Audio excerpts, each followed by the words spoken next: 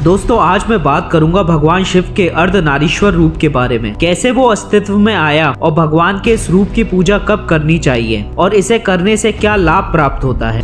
भगवान शिव अति भोले हैं, इसलिए उन्हें भोलेनाथ की उपाधि दी गई है। वहीं देवों के देव होने के कारण उन्हें महादेव भी कहा जाता है। उसी तरह भगवान शिव को अर्धनारीश्वर भी कहा जाता है। भगवान शिव का अर्धनारीश्वर रूप दर्शाता है कि स्त्री और पुरुष दोनों ही एक दूसरे से पूरक हैं, एक के बिना दूसरा अधूरा है। मान्यता है कि इसी रूप के फल स्वरूप संसार में सभी प्राणियों में नर मादा हुए। भारत में भगवान शिव के कई रूपों की पूजा की जाती है। इन्हीं में से एक रूप है अर्धनारीश्वर। जैसा कि नाम से ही ज्ञात होता है, इसका अर्थ है आधी स्त्री और आधे पुरुष। शिव जी के इस रूप में आधे भाग में पुरुष और आधे भाग में स्त्री यानी उमा नजर आती हैं। इसलिए जानते हैं कि उन्होंने स्त्री का रूप धारण क्यों करा था। एक बार की बात है, जब ब्रह्मा जी ने सृष्टि की रचना की तो वे इस बात को लेकर चिंतित थे कि अब इसका विस्तार कैसे होगा।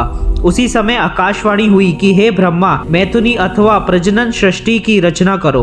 आकाशवाणी सुनकर ब्रह्मा जी ने मैथुनी सृष्टि रचने का निश्चय तो कर लिया, किंतु उस समय तक नारियों की उत्पत्ति न होने के कारण वे अपने निश्चय में सफल नहीं हो सके। तब ब्रह्मा जी ने सोचा कि भगवान शिव ही इसका हल निकाल सकते हैं। अतः वे उन्हें प्रसन्न करने के लिए कठोर तप करने लगे। भगवान शिव जो अंतर्यामी है, वो ब्रह्मा जी की मनोकामना को जान गए और उनके तीव्र तप से प्रसन्न होकर उन्हें अर्धनारीश्वर रूप में दर्शन दिए।